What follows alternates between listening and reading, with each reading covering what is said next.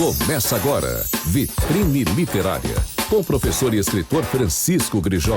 Tudo sobre literatura contemporânea, temas, autores, obras, debates, análises, curiosidades e bate-papo com autores e editores.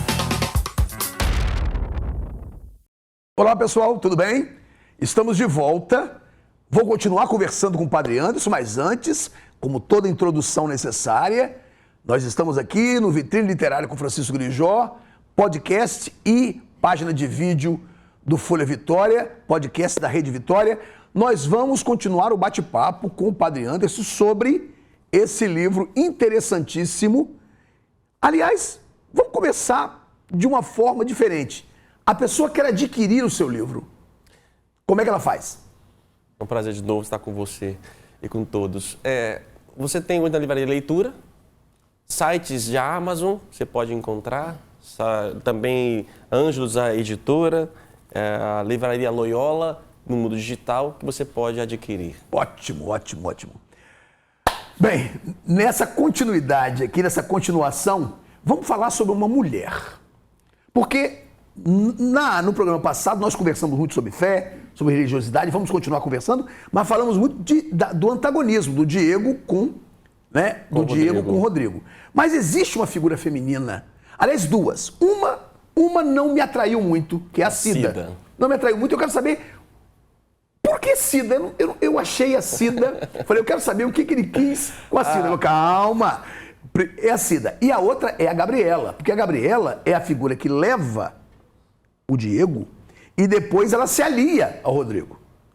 Então, a minha pergunta, vamos conversar com Cida então. Por que Cida? Cida é a única personagem que eu tenho rosto, que tem identidade, que é uma amiga minha. Ela até sabe. E é Cida também? Não, o nome dela é Maristela. Só que ela chama Maristela ou Mari. Ela tem aquela risada? Ela tem aquela risada. Ela tem aquela risada. Então ela é a única personagem que eu espelho nela, que a história é um pouco ela. Ela, quando eu faço viagens para fora, em excursões, ela é a nossa guia. Então, a tradutora e assim por diante. Então, ela faz parte da minha vida, amizade, e eu falei com ela. E ela que é a dona da editora. Certo. E eu falei com ela, olha, esse personagem aqui é para você. É a sua presença. É a pessoa que vai estruturar, que vai conduzir o grupo, as burocracias, para tirar essa burocracia da densidade do livro. Então, essa figura. E ela é muito religiosa, muito católica. Cida porque é Aparecida. Ela gosta muito de Aparecida, Nossa Senhora Aparecida. Então, ela é Aparecida, vulgo Cida. Já a Gabriela... A Gabriela é uma personagem mais densa, né? Quem é a Gabriela? Gabriela é a namorada do Diego. É ela que traz Diego para a comunidade. Gabriela... Me diga uma coisa, não me pareceu também não me pareceu, como leitor, que a Gabriela tenha tido a intenção de uma transformação do Diego, né? Ela leva, só levou. Mas Gabriela é aquele ser humano que nasceu na igreja. É aquela pessoa que nasceu na comunidade religiosa, aquele jovem que cresceu com todos os nãos, tentando controlar os seus impulsos, a santidade proposta pela religião. Só que até que aparece um Diego na vida dela. A princípio, essa pessoa, que acontece muito, ela vai para o mundo, ou seja, arranja um namorado fora, com o objetivo de evangelizar aquele namorado. Mas, geralmente, ao contrário, elas são engolidas pelo namorado. Então, a pessoa que é religiosa e que arranja um namorado não religioso, é muito comum, em vez do outro se tornar religioso, ela ir para o mundo. Então, o Diego apresenta para ela um mundo que ela não conhecia. Da sexualidade, da bebida, da liberdade, das possibilidades. Eles têm essa vida afetiva sexual um pouco presente antes da viagem. Isso. Um pouco mais contida, mas tudo bem. E ela começa a encontrar esse prazer da vida, que a princípio lhe foi negada. E ela gosta um pouco, aceita ir na viagem. Ela não tem tanta intimidade com o Rodrigo. Mas no passar do tempo, os questionamentos do Rodrigo vai mexendo com ela. Tanto é que no segundo, posso dar esse spoiler, ela briga acaba quase que terminando. Eles já estão mais velhos ou continuam com a mesma idade? Continua a viagem. Na viagem, durante a viagem. O primeiro aqui, eu estou na pré-jornada aqui na Galileia. Isso. O segundo, eu estou em Jerusalém. Em Jerusalém, você falou já. Em Jerusalém. Isso. Então ali, Diego se desvencilha do grupo, ela acaba gostando da postura. Ela diz assim, eu gosto da verdade do Rodrigo. Eu gosto da liberdade do Rodrigo. E aí começa o diálogo entre os dois. Mas como, Gabriela? Você que me trouxe para uma vida e eu sei que o mundo lá fora não é isso. Não é essa a verdade. Mas como você coloca isso, padre? Você não está colocando uma metáfora de que o mundo material é bem mais interessante do que o mundo religioso? Mas às vezes é mais vendido, mais convencido. É mais convincente. No primeiro livro eu trago um pouco sobre isto. O Diego fala, então, tem uma parábola da Bíblia, ele fala assim, então pode se converter a qualquer hora? É. Aquela parábola que Jesus fala chamou o empregado às 5 da manhã, às 9, às 3, ao meio-dia e às 5. E aquele que trabalhou 1 hora só, ele vai receber a mesma moeda de prata. E aí conclui-se, se você se converte na última hora da sua vida, você vai ter a mesma coisa que eu. Aí o Rodrigo, então fazer o quê? Não adianta? Não precisa se converter antes? Não precisa. Então eu posso ver minha vida lá fora e depois me converter? Pode. Pode. Aí então, que adianta? Mas é que a ideia. Qual a concepção que eu tenho de vida e de felicidade? O mundo, aqui a gente fala de mundo, né? Seja o fora do religioso, ele é mais convincente, é mais atrativo do que às vezes nós religiosos. O próprio Jesus diz isso, né? Os filhos do mundo são mais espertos do que os filhos da luz. Você tem Você foi muito feliz no romance. Você foi muito feliz ao colocar o padre Mateus, com uma figura tremendamente paciente, né? É de uma paciência abissal, porque existem os antagônicos ao padre, sim, né? Sim. Às vezes padreco, né? E fazendo questionamentos baseados na ignorância.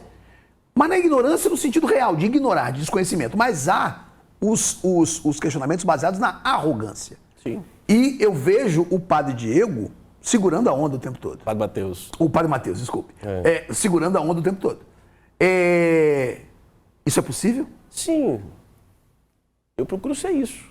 Embora o padre Mateus não seja eu, mas eu procuro ser isso. Com as minhas dificuldades e todas, mas eu procuro ser paciente, dar resposta às pessoas. Sim, nós religiosos podemos atrair, podemos afastar. Temos aí na própria literatura, nos filmes, a imagem estereotipada do religioso, do padre, da freira, dos conventos, que mais afastaram as pessoas do religioso, da igreja, do que aproximaram. Temos padres pedófilos, temos padres com seus problemas, temos tudo isso, que pode ser uma pedra de tropeço. Mas temos muita gente boa, temos muita virtude. E essa ideia, a ideia da jornada, a jornada da juventude, né, que é uma transformação. É o objetivo da jornada? O objetivo da jornada é qual, exatamente? É apresentar e discutir ou converter? Houve até agora na Jornada da Juventude em Portugal, que o cardeal de Portugal soltou uma entrevista, foi muito mal compreendido, né? Rodou nas redes sociais. Ele dizia que a Jornada Mundial da Juventude não tinha o objetivo de converter ninguém. Na verdade, o objetivo principal é socialização. É o Papa se reunir com a juventude do mundo inteiro. E fazer com que aquele jovenzinho que vive na sua basezinha lá, ele entenda que o mundo, cara, tem uma bandeira do mundo inteiro. Eu tenho gente, eu não estou sozinho. Eu não estou sozinho. Tem gente que pensa como eu penso no mundo inteiro. Isso é um impacto bonito demais. Na jornada você vê aquelas bandeiras, sabe, do mundo. E aí é muito legal, é gostoso a troca. Por exemplo, quando eu fui a Sydney, na Austrália, na pré-jornada, fomos para uma escola, ficamos no colégio e de repente chega um grupo de vietnamitas e chega um grupo da Holanda e no mesmo colégio que o nosso, a gente. E eu, padre novo, tinha 3 anos de padre, eu já tinha celebrado a missa e eles não tinham participado da missa ainda. E aí me pediram se eu podia celebrar uma missa para eles. Que lindo! Sensacional. Lindo. Em que língua você fez isso? Aí pronto, aí eu falei, olha, consegue um vinho. Conseguiram um vinho lá e tal, eu tinha hóstia, tá bom. Aí os vietnamitas cantaram na língua dele, houve leitura na língua dos holandeses, houve, sabe? E eu fiz o rito em português, só que o rito católico é o mesmo rito no mundo inteiro. Então o católico, os jovens às vezes entendem. No Brasil, nós que vamos para a jornada, geralmente são jovens engajados. Na Europa, nem sempre. As igrejas pagam para os jovens irem para quem sabe fiz alguma coisa. Então, tem de tudo na jornada que acontece. E eu trago esses elementos. Você inclusive traz um elemento que é também antagônico à ideia de cristandade, à ideia de fé, que é a droga, né? existe a Gabriela e o Rodrigo, eles são pervertidos naquele momento, né? Eles se transformam em indivíduos que usam o entorpecente até para poder prejudicar o Diego, para acabar com a imagem, acabar com a ligação que estava se estabelecendo entre Diego e o Matheus. Essa coisa da droga, você também tirou do dia a dia? Sim. Na verdade, o que acontece? O Rodrigo e a Gabriela, eles têm ciúmes da amizade do Diego com o padre. Eles estão vendo que estão perdendo um amigo. Eles falam isso, vamos resgatar nosso amigo. Ele está perdendo. Eles não estão gostando do novo Diego que está acontecendo, que está mudando. Então, eles vão fazer de tudo para poder queimar a imagem do Diego em relação ao padre. Só que o padre tem essa noção, sabe das dificuldades, sabe ler as histórias do coração das pessoas. E ali ele vê a luta que existe, existencial, entre todos eles daquele ônibus, daquela viagem. E detalhe, tá? A jornada tem um outro significado, uma outra metáfora. Eles estão o quê? Numa viagem internacional, avião e ônibus. Num ônibus caminhando dentro de Jerusalém, dentro das cidades. Eles não têm liberdade de pegar e sair. Ah, vou voltar para minha casa. Não pode. Tem viagem internacional, não tem dinheiro. Então eles estão reclusos 15 ou 20 dias num lugar. O que significa? Imagina um jovem de uma periferia que vive numa boca. E ele vai para o final de semana num momento religioso, no encontro, final de semana, na igreja. Nossa, que maravilha! Só que ele volta a morar no ambiente dele. Então, o ônibus, a jornada, é a metáfora da vida. Como eu vou me converter estando no mesmo ambiente que me provoca coisas ruins ou que não me colabora? Então, quando o Rodrigo e a Gabriela fazem uma força para que ele não mude, e ao mesmo tempo ele não tem para onde ir, ninguém tem para onde ir. Eu estou lidando com alguém que está convertendo dentro de casa. Às vezes acontece isso no casamento, um filho ou uma filha que vai para uma igreja, que se converte, mas dentro de casa, com os próximos, o ambiente não ajuda. Eu lembro quando era padre na periferia, na Grande São Pedro, aqui em Vitória, fizemos um encontro, um retiro, e tinha um jovem com drogado. E esse jovem começou a gostar. Só que ele era da boca, ele fazia parte do sistema, e ele estava sendo perseguido pelo tráfico, pela conversão dele. O que fizemos? Tivemos que enviar esse cara para São Paulo. Para São Paulo, para que ele, na liberdade dele, porque ele queria viver isso, só que o ambiente dele não ajudava. E o que acontece na maioria das pessoas, o ambiente não favorece para que eu tenha uma nova vida. E a jornada é essa metáfora, ou seja, eu estou numa viagem, num ônibus, e ao mesmo tempo tenho forças contrárias, eu tenho gente o tempo todo, eu estou lidando com as minhas emoções, da conquista de algo novo, mas da perda de outro, não é possível ter tudo. Você coloca a ideia de água profunda como um local, me parece, né?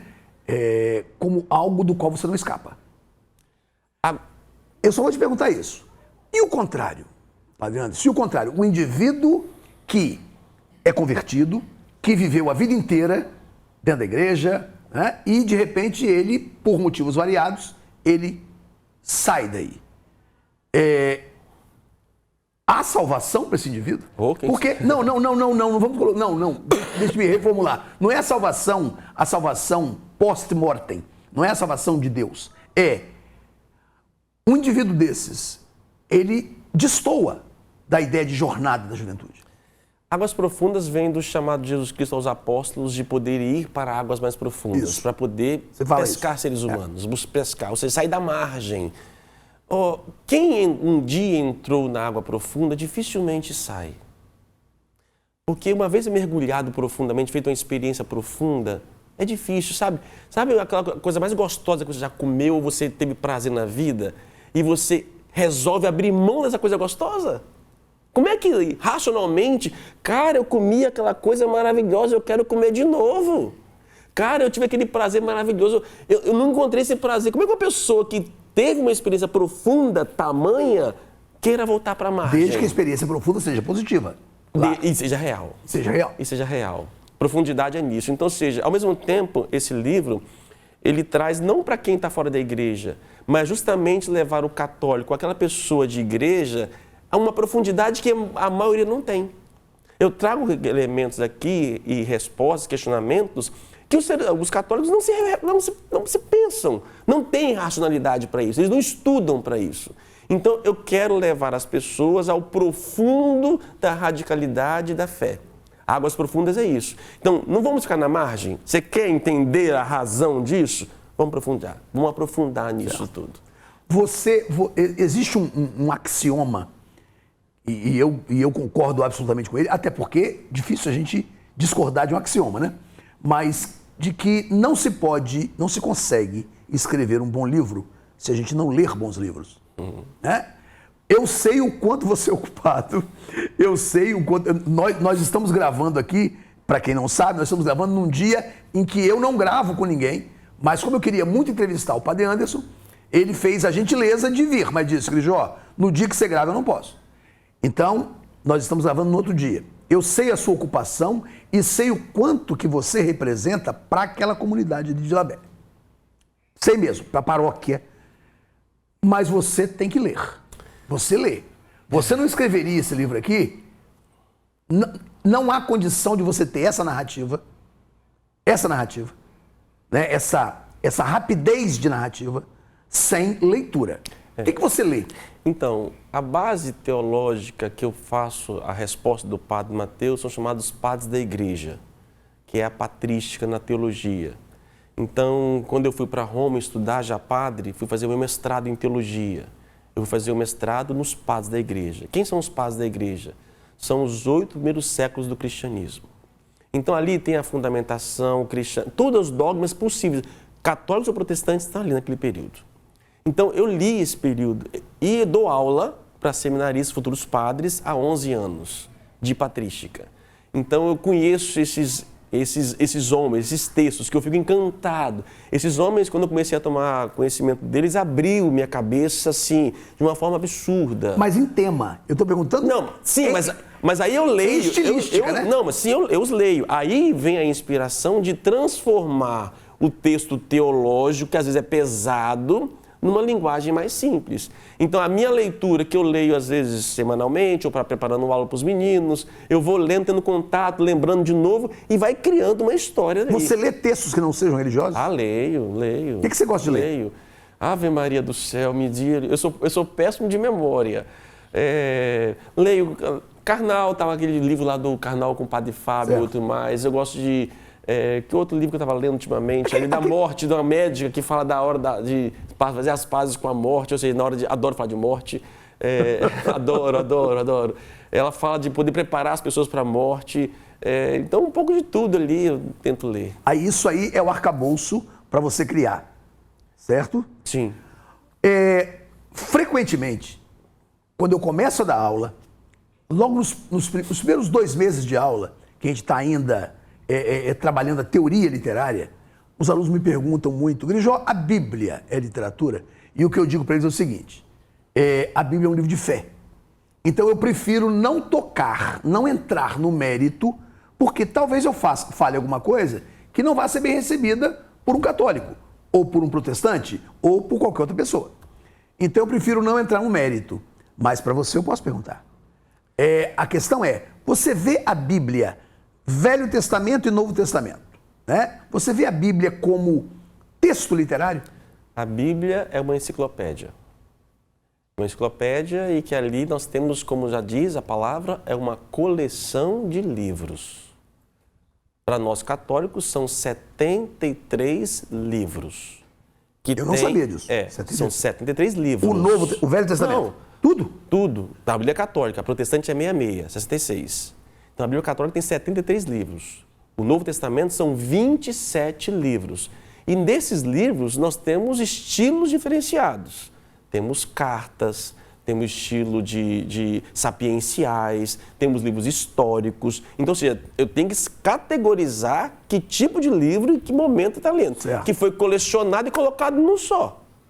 Só que eu não posso ler esse mesmo livro da mesma maneira, da mesma forma. Eu tenho que ter esse conhecimento. Além dos gêneros literários que nós temos em cada um. Sim, certo. O gênero apocalíptico, o gênero de parábola e assim por diante. Eu vou, então, conhecendo a forma de cada um deles. Assim como você vai pegar na literatura brasileira ou literatura internacional, que tem as suas categorias de ficção, de romance. Eu tenho livros ali um pouco meio romanceados dentro da Bíblia. Eu tenho um livro ali que, por exemplo, não fala o nome de Deus. Crônicas, sabe o que é? Crônicas mesmo? Cântico dos Cânticos. Cântico dos Cânticos. Salomão, né? Não fala nem o nome de Deus. É a história de um amor. De um amor. Por uma gazela, ou seja, você vem saltitando como uma gazela, ou seja, eu tenho que entender. Altamente erótico, né? Que alguns, inclusive no passado, não queriam colocá-lo no cânon sagrado. Entendeu? Por ser tão disforme. Então, é um estilo que eu tenho que entender. O Novo Testamento, quando se fala em questão de violência, né, eu falo, olha, o Novo Testamento é em cima de um assassinato. Matam Jesus e 4 caras resolvem escrever. Independentemente do que eles escrevem, né?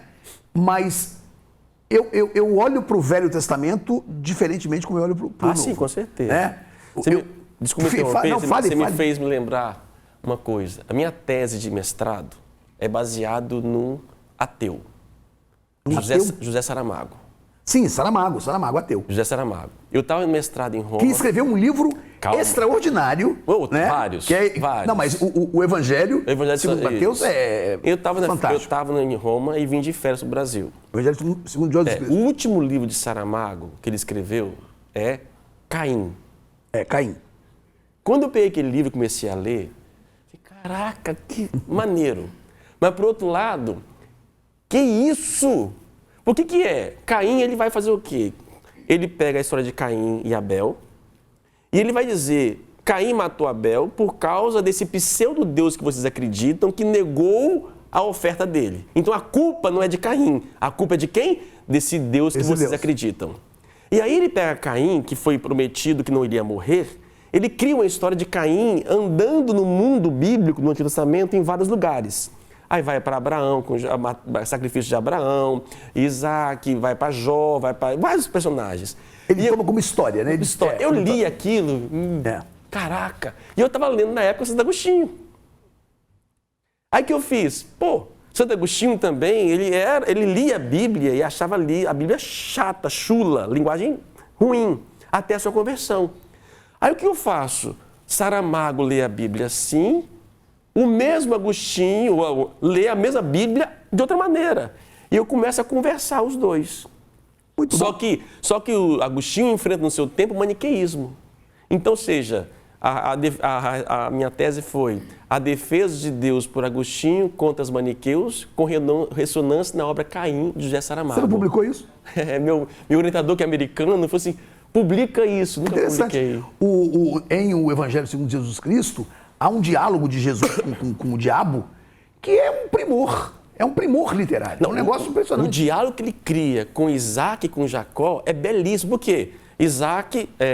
Abraão só para poder sacrificar o cordeiro. E aí o menino pergunta, pai, cadê o cordeiro? Deus vai providenciar, Deus vai providenciar. Aí chega na hora, não tem o cordeiro, ele pega, amarra o filho e aponta a faca. E depois acaba não matando. E aí ele cria um diálogo, descendo a montanha. Pai, quem mandou fazer isso? Foi Deus, filho. Mas Deus mandou matar o filho? Aí ele começa a trabalhar os dilemas psicológicos do filho vendo o pai, em nome de Deus, levantando a faca. Sensacional. Isso é belíssimo. Padre Anderson, o nosso tempo acabou de novo. Olha, foi um prazer conversar com você, ótimo. Você já é uma figura que eu respeito muito e agora respeito também como escritor. Estamos esperando agora o segundo volume, né? Estou escrevendo. Que deve sair o que, ano que vem? Espero eu, no início do ano que vem. Ótimo. Eu agradeço muito a sua participação.